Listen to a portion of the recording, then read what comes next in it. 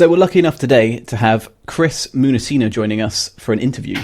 He is the owner and proprietor of Arcade Vaults. Chris, do you want to introduce yourself and talk a little bit about Arcade Vaults?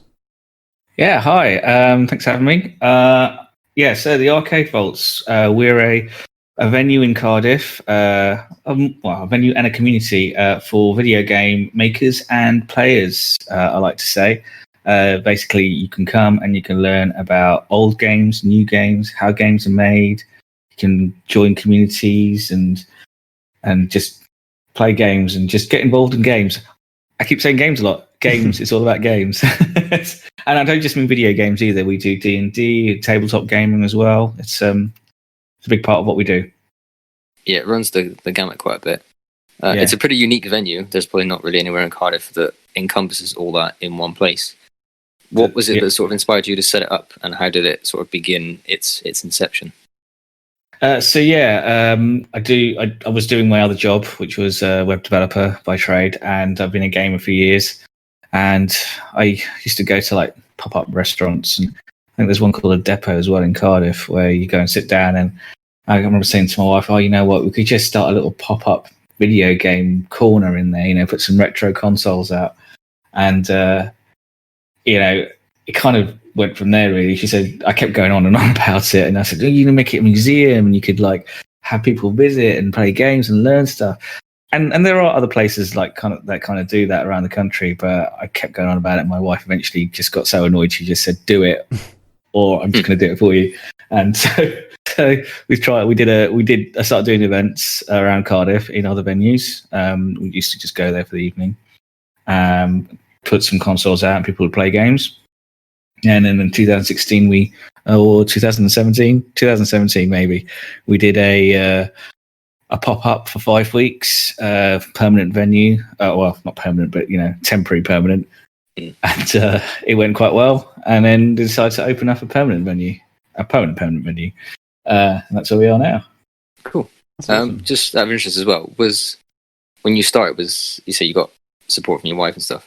Was it an idea you pitched to your friends, or was it sort of a solo venture that you took upon and then people gravitated towards it and asked if they can get involved as well?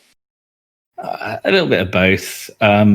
So to take a slight step back, I did get involved with the Games Wales scene. So when I moved to Cardiff in 2013, I didn't know anyone. And I used to go to these Games Wales meetups, which are once a month.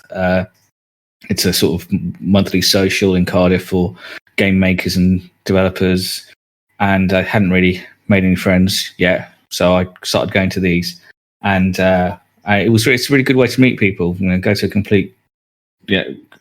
a social where you don't know anyone, and just talk at them about your ideas for setting up a video game pop-up. And they do start gravitating towards it, and it does kind of it does give you verification that your idea isn't completely crazy when you're talking to people other than your wife. And some people who I met at the Games Wales socials did get involved with the events that we ran, and they still are involved. There are other people who, like Tom, who does my podcast with me for the Arcade Vaults. He's been involved with me since the beginning of the Arcade Vaults, and he's still there now. He just kind of came along to an event one time. We just went from there, really. So yeah, it's a mixture, really. So, alongside being the owner of the Arcade Vaults, you mentioned that you're an avid gamer. What is your favorite game? It's a blanket question for any gamer. You've got to ask, what's your favorite game? Why is it your favorite game? I get asked this question a lot, as you can imagine. I've decided that this question has two answers. Certainly in my world, I think there's the question of what is currently a favorite game, as in modern times, kind of post retro era, and then what's your favorite retro game? Okay, so that's quite a good stance to take. Because I think it's the only reasonable way of approaching it. Otherwise, you kind of divide your loyalties, I think. So, my favorite retro game is R-Type. It's a side-scrolling shooter. If you haven't come across it before, Okay, it's great. It's ridiculously hard. Partly it's because of nostalgia. So I used to go into the back of a chip shop where they had an arcade machine, put your 10p's in. I can't remember if it was 10p if I'm honest, but it might have been 5p, it might have been 50p. I can't remember. But I do remember playing the game, and I do remember when it came out on the Amiga, which is what I used to own, and I played that game a lot, and I still can't beat it. There's a remake on the Switch at the moment. I just can't beat it. It's just too hard. But I love it. It's great. And then at the moment, in terms of modern games, my favourite game is The Last of Us. Probably a bit of a cliche because it's a lot of people's favourite games, especially as we're in the in the throes of the sequel coming out. But I love the game. It's just the right combination of story and gameplay and graphics and just timing. I'm also a bit of a sucker for a post-apocalyptic drama. So yeah, that's it. Yeah, The Last of Us and R-Type. Me and Sam have spoken about favourite games a fair amount as well, and you like you said with the retro modern split, you almost get into a game can be poignant for when it came out, but actually not age very well and not be a very good game in modern standards. So having that kind of divide or specificity as to why something is important to you it can be important. Yeah, no, that's cool. You're a pretty prominent figure now, yourself and the Arcade Vaults as a whole in like the Cardiff indie development scene. And as you said, you host a variety of different gaming events, like demos and the game jams and stuff, for University of South Wales to the game jams and stuff. You said you're a web developer as well. Have you done any video game actual like development work? I mean, I don't know if prominence fair. I'll take it. I think it's a fair thing to say in the Cardiff scene. I think most people point to yourself. Being someone who attends USW, your name pops up a fair amount when it comes to showcasing and stuff. Oh, okay, I'll take that. Fair enough. I've dabbled. I think I think there was an opportunity a few years ago where it comes down to, that's part of the reason why I've opened the Arcade Vaults as well. Web development has a finite life for me as a career, I think, because for most people, I imagine you just got to keep up with all the latest techno babble and stuff. And at some point, I'm like, is this what I really want to do? Is this where I really want to go? And I know it's a cliche to say I love games and I want to make games, especially at my age. But I thought, you know what, I'm going to do it. I'm going to try it. And so I did try it a few years ago. I tried making a game part-time, but you can't do it part-time, I don't think. I think you have to commit to it. I think, unless you've got more time in the day than I have anyway. So I didn't really get anywhere. I tried. So I used to own an Amiga, and when I was 14, I made a game that got in a magazine. And cool. It wasn't, when I say got in a magazine, there was a competition for people to make a game, and my game got mentioned as the type of game they'd like to see, but it didn't actually win anything. It just got in the magazine. And you still got a shout out though. I actually managed to dig out the game and emulate. I can emulate it now. I can't believe I found a copy of it, but it's awesome. Terrible. But I have also got a copy of the magazine as well. So it's quite a proud achievement, So, but when I was 14, it wasn't deemed to be a career, Then it wasn't really. It was, you could, but you'd have to be lucky, I guess. I think that's what they were saying. Rather than now it's an actual career. So when I was trying to remake, when I was trying to make a game, I thought, well, maybe I'll just make a sequel to my own game, a game that no one's ever seen. But but the principle, I thought it was a good idea. It was just a real simple puzzler. Where you had to guide a little ball of goo around a maze, and I just didn't have the time to do it. So I tried making it a mobile game, and navigating certainly the iOS ecosystem was interesting. It's a very polite way to put it. Yeah. Yeah. And the other thing, of course, is coming from a web development background, I like to try and keep things open source and cross-platform and open to everyone as possible. And that just wasn't going to work with the platform I was using, and it came down to just time, and I just didn't have the time to invest in keeping it all up to date. And now it's much easier than it was. How many years ago I tried that? I think 7, 8 years ago, maybe even longer. So if the Arcade Vaults, touch wood, doesn't continue in its current form, maybe I'll just go back to game development or something like that. I don't know, but the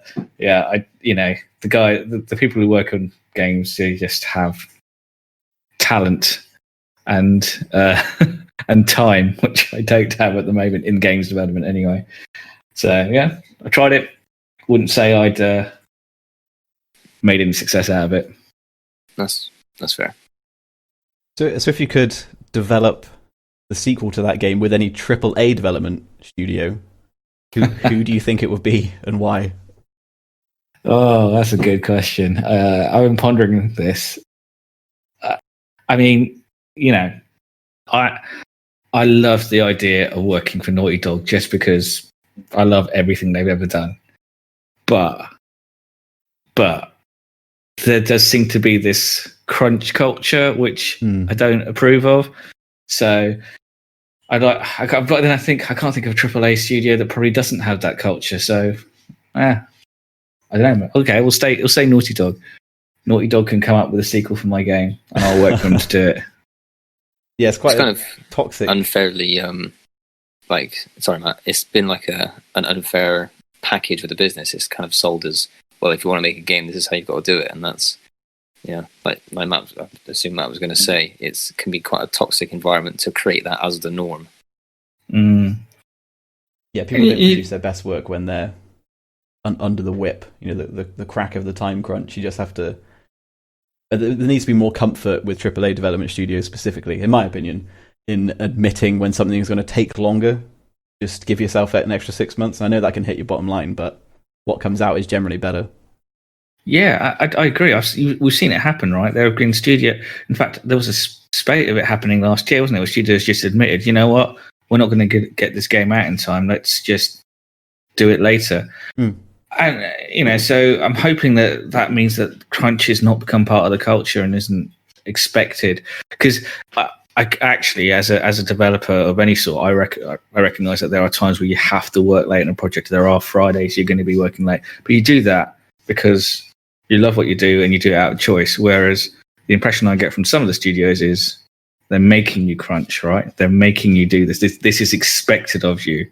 It's not your choice. You're expected to do this, and that's where I struggle working for a AAA studio, I think.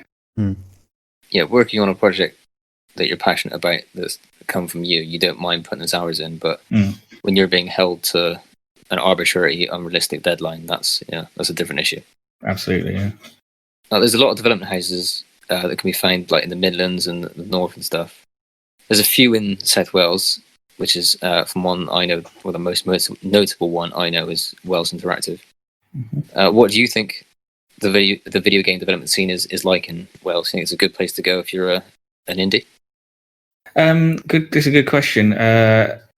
Ties back into what I was just saying about the Games Wales meetups. I've met a number of the smaller development studios in South Wales, and in South Wales in particular, anyway. That they are small, and when I say small, we're talking like pairs of people and some remote workers here and there. So there is a scene. It does exist, and I'm impressed. I'm always impressed with how many more studios there are, or individual developers there are, than I've realised.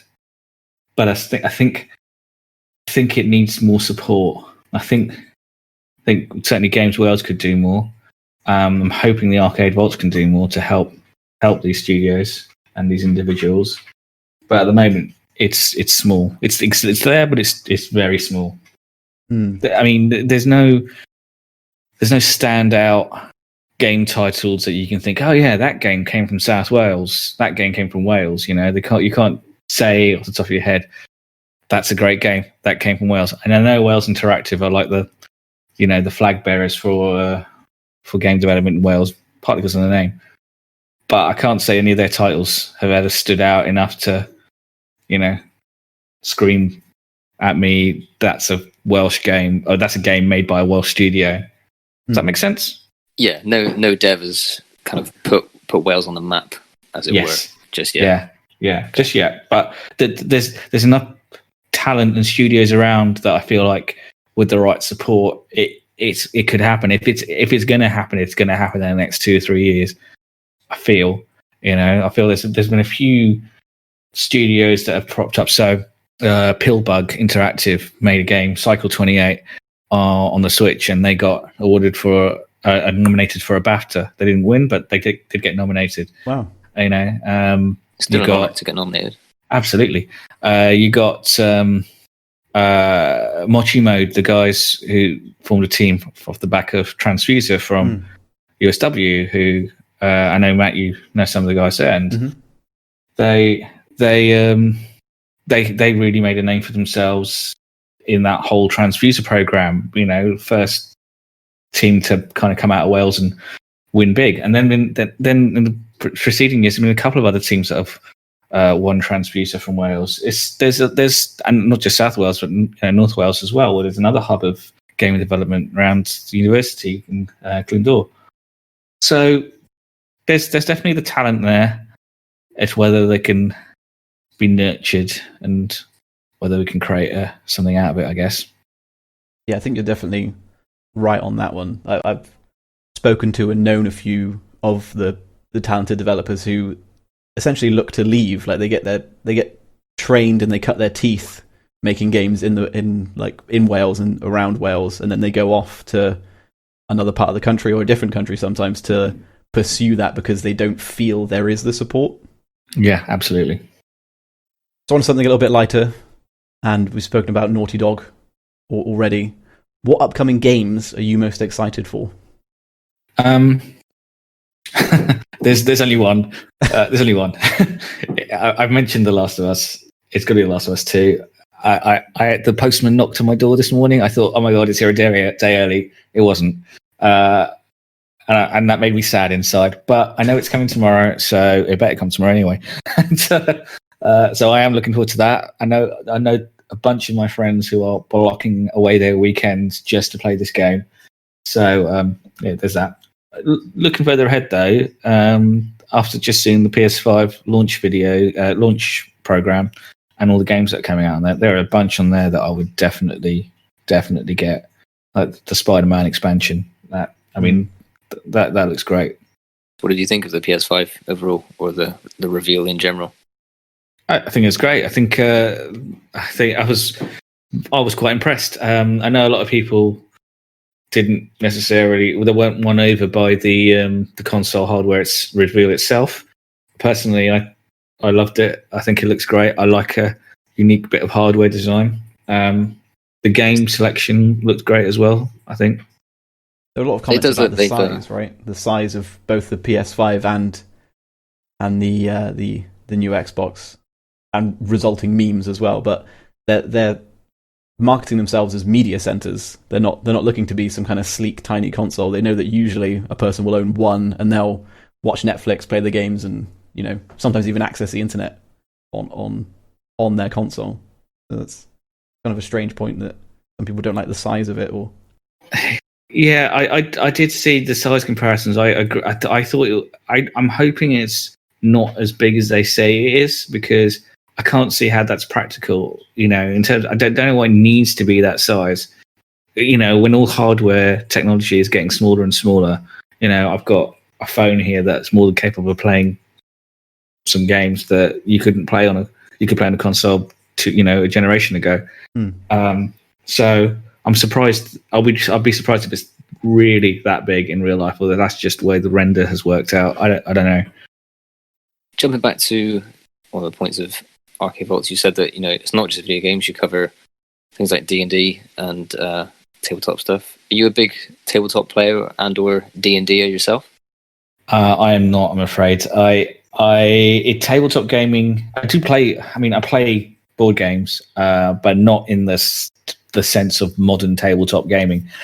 Having said that, just before we just had a real revamp on our third floor, which is like an open higher space, and that's where we have our D&D. I also wanted to do some tabletop games up there, so I spent a bit of time researching the games that we'd need to get up there to and it was really interesting. I didn't realize how many great games there are great sounding games there are out there. So I've got a whole bunch of newish board games up there that I haven't had a chance to like try and play myself. So I might break into that, but generally I wouldn't say I'm a regular tabletop gamer. I'm definitely never played D&D, and I will at some point. I just haven't got around to it yet. It's strange because it's a point of not necessarily of contention, but a different point of difference between myself and Matt is that Matt's quite an avid, or has been quite an avid D&D player for a while, and I'm not through aversion. It's just not something that Matt, you've got a group of friends that you regularly play with, right, Matt? Yeah, and well, interestingly, we're referring to it as a tabletop game, although I almost exclusively play it digitally. We meet up on Discord and play it in that way. I think of D&D almost as you can play tabletop, and D&D is almost like maybe a subcategory within that. But like I said, it's not strictly a bit of a theatre of the mind tabletop kind D&D. of thing, so you don't really theatre of the mind. I like that. I know the D&D groups that were meeting at the Arcade Vaults that are now doing it digitally. At least some of them are. I think it's more transferable to play digitally because it is the theatre of the mind, right? You're using your imagination more than anything. So jumping off the back of that, do you think that the prevalence of digital card games and tabletop games being transmuted into digital form, do you think they're ever going to get superseded? Do you think tabletop games are going to become obsolete because we've got things like Tabletop Simulator on Steam? No, not a chance. Just like vinyl. Take vinyl, right? Perfect example. Everyone thought the prevalence of digital is going to, get rid of vinyl, but vinyl still exists. In fact, if anything, vinyl is the only physical medium for music that is in growth, right? Tabletop gaming is the same. It's a different tactile experience to playing it online. This lockdown actually as well as ties into that because the growth of people talking to each other over the internet, Zoom and whatever. Yeah, that exists and it's great, but it will not supersede people meeting in person because it's just a different experience. It's a different experience. From some of the tabletop games that I know of, taking both Zoom into account and the tactileness. I know there are some games where I think it's a type of game where you basically have to lie to the other player, like secrets. I'm not sure I can probably say this on audio, so I won't say that one. But there are games where you pretend to be a fascist, and there are games that one, yeah. Yeah, I know the one.